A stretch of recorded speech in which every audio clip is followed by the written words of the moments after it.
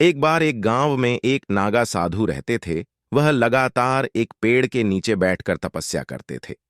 गांव के सभी लोग उनकी बहुत इज्जत करते थे। फिर एक बार गांव में बहुत भीषण बाढ़ आ गई।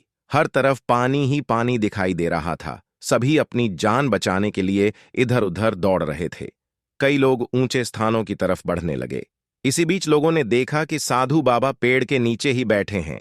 सभी ने उन्हें सलाह दी कि वो अपनी जगह छोड़ दें और उनके साथ चलें। लेकिन साधु महाराज ने कहा कि तुम लोग अपनी जान बचाओ, मुझे तो मेरा भगवान बचाएगा। धीरे धीरे पानी बढ़ता गया। साधु अपनी जगह पर ही रहे। पानी साधु के कमर तक पहुंच गया था। फिर इतने में ही उसके पास से एक नाव गुजरी। नाव चलाने वाले ने कहा कि हे साधु महाराज, आप इस नाव पर आ जाएं, मैं किसी सुरक्षित स्थान पर आपको पहुंचा दूंगा। लेकिन साधु ने फिर वही उत्तर दिया कि मुझे मेरा भगवान बचाएगा, मुझे तुम्हारी आवश्यकता की जरूरत नहीं है। नाव वाला भी वहां से चला गया।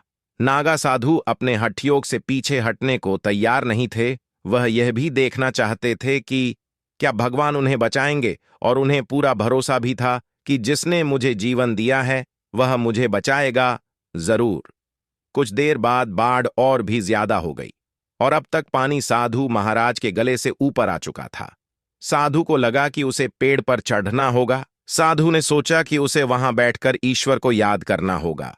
इतने में ही उसे गड़गड़ाहट की आवाज सुनाई दी। उसने देखा कि एक हेलीकॉप्टर उनकी मदद के लिए आया है। उस हेलीकॉप्टर में से बचाव दल ने एक रस्सी लटकाई और साधु को उसे पकड़ने का आग्रह किया। लेकिन इस बार भी साधु ने कहा कि मुझे तो भगवान बचाएगा, मैं इसे नहीं पकड़ूंगा। बचाव दल ने बहुत समझाने की कोशिश की, लेकिन साधु सुनने को तैयार नहीं थे। बचाव दल भी वापस चला गया।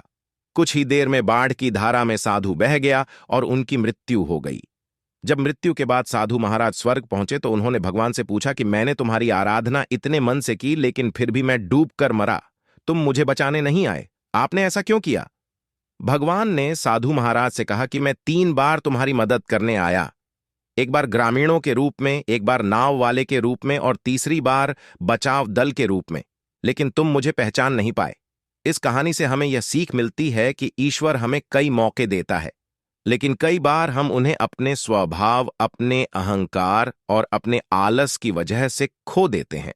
अवसर किसी की प्रतीक्षा नहीं करता, ये तेजी से गुजर जाते हैं।